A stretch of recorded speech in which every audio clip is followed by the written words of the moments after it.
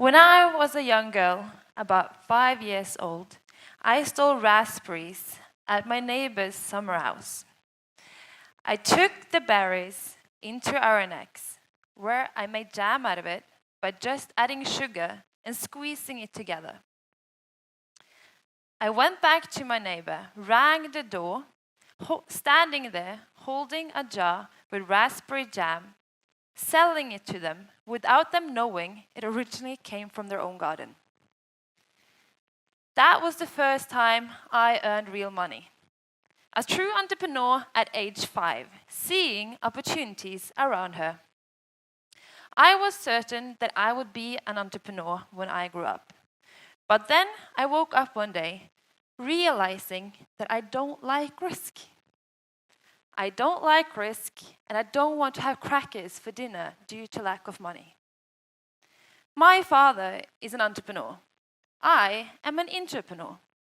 Our roles in today's society are equally important. But then why does everyone know what an entrepreneur is, whilst thinking that intrapreneurship is a spelling mistake? Coming from Norway, we talk a lot about what will be the next big thing after the oil. What will we build our economy around? Every corner that we turn, we embrace the entrepreneurs for saving our future. I know for certain that companies today also have to embrace the intrapreneurs. And I will share now, the next 15 minutes, why this is important and how to make it happen. Did you know that according to the Fortune 500 list, 88% of the firms the last 60 years has either gone bankrupt, been merged, or hit by the Schumpeterian creative destruction, which refers to when technology is used to create new ways of doing things, and in that process, leaving the old ways behind. Does this mean that we can assume that in 2078, almost all firms we see today will simply be gone? Will Microsoft, Google, Facebook, Starbucks still be here? Or with the pace of which business is changing the landscape today, can we assume that maybe they'll be gone in just 30 years, 15, or maybe just 5? There's one thing these companies, or at least one thing they have in common, is that they focus on intrapreneurship. I am working with intrapreneurship, a term which is not very well used in our society. I certainly didn't know what it was until someone called me an intrapreneur. I had to go home and Google it. In Wikipedia said, intrapreneurship refers to employee initiatives inside an organization, creating something new without being told to do so. That I could relate to. Intrapreneurship is actually just that. Entrepreneurial minds inside an organization looking for and developing opportunities, often leading efforts that goes against the grain. The last 2 years, I have spent my time building an innovation hub in Norway's biggest tech company. In the hub, we work with disruptive innovations and technology, and our mission is to create the solutions of tomorrow inside a huge organization. Disruptive innovations, they focus on totally new, better, and smarter ways of doing things, and they are changing the way we live and the world. We sit down and we think, which problems do we see? And what is our prerequisite of solving these problems? We then throw all ideas on the table, everyone sharing their views. And we find questions and answers solving these problems. We use design methods such as Agile, business model canvas, lean startup, design thinking, to make sure that we meet customer needs. We are not customer-oriented. We are customer-obsessed. The competition in the market today is so tough. If you download an app and you don't like it, simply just delete it and download another one.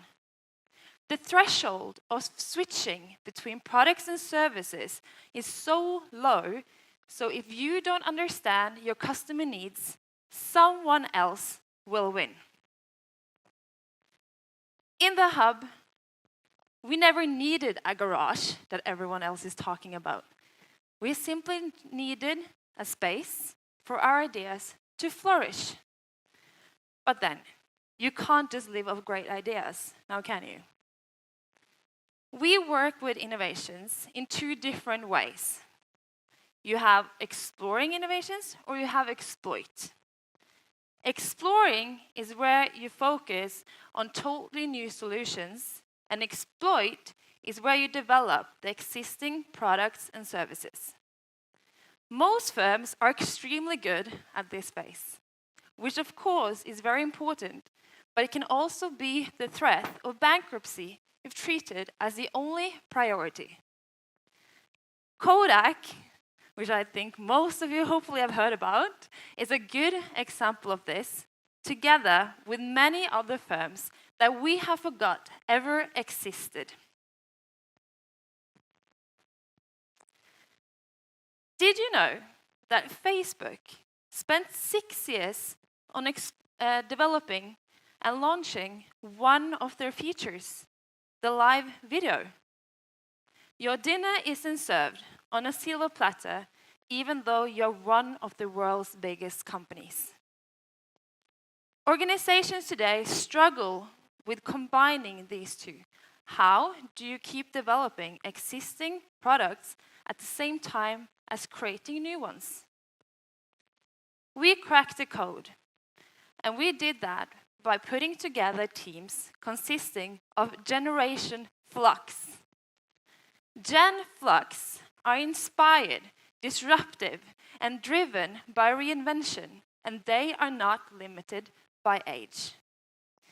They gain as much knowledge as possible and learn new skills, even though it's not directly connected to their initial role. Diversity in teams are extremely important for any successful innovations. Different age, ethnicity, gender, and qualities. By doing this, every problem will be taken care of holistically, and the solutions that are made will meet all kinds of people's needs. For example, say if I put together, it would be natural to put together a team consisting of business background, finance, economics, when making the banking of tomorrow. But we have psychology, law, global studies, history, design, and developers in our teams. The way these teams work together is truly inspiring, and we see that they make products and services that will meet the needs to all kinds of people. I want to share an example where they actually didn't put together a team consisting of diversity. In 2014, Apple launched a health app that revolutionized the market. It measured, for example, height, weight, blood sugar level, and diseases such as asthma and diabetes. It was one feature that they forgot to include, which is very important for all women: the monthly menstrual cycle. The result of this was that half of the users received inadequate and incorrect information. How could this happen? Well, the brains and the developers behind the app were only men. Don't blame them though, but should have been diverse. It is said that there is a lack of women in tech, we're missing an extremely important force. When looking at statistics, we see that women tend to be more risk-averse than men. Most new established firms are started by men, and women tend to start working in the public sector. We have created an environment where you can work as an entrepreneur with technologies and innovations, and we see that this attracts women. In the hub, we have 49% women. It sounds easy though, just put together some good teams and shape the future. It doesn't do it by itself. What was very important for us was that we had leaders that believed in us. It's the top management's responsibility to facilitate and create a culture where the threshold of coming up with new ideas is low.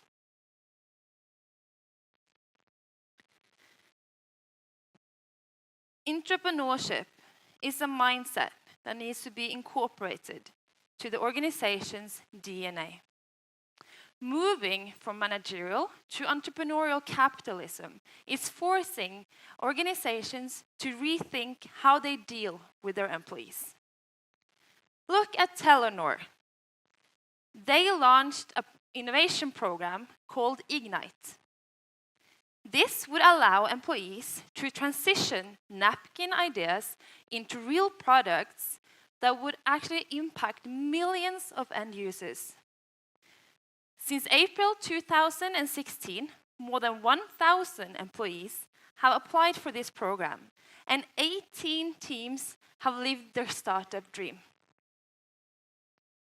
So I guess now you're wondering, how do you spot an entrepreneur in your organization that will move it forward?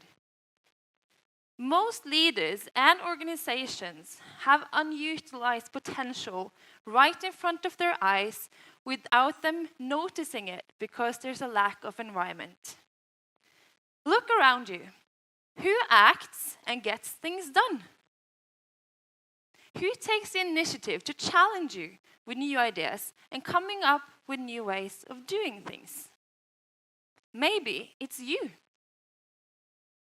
I was given the frames necessary for me to act, be inspired, and create something new. I took the initiative based on the trust of my leaders.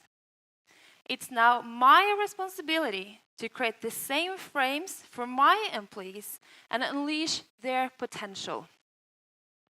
Leaders have to rethink and reprocess the way they deal with their employees. The hierarchy has to flatten out. Stagnation is one of the biggest threats for any ambitious firms. Think back at the Fortune 500 statistics. Why did the 88% firms just disappear? This is where the entrepreneurs come in. They can, with the right outlook, they can create new and greater value for the organization by reusing the resources in new and imaginative ways. Thank you.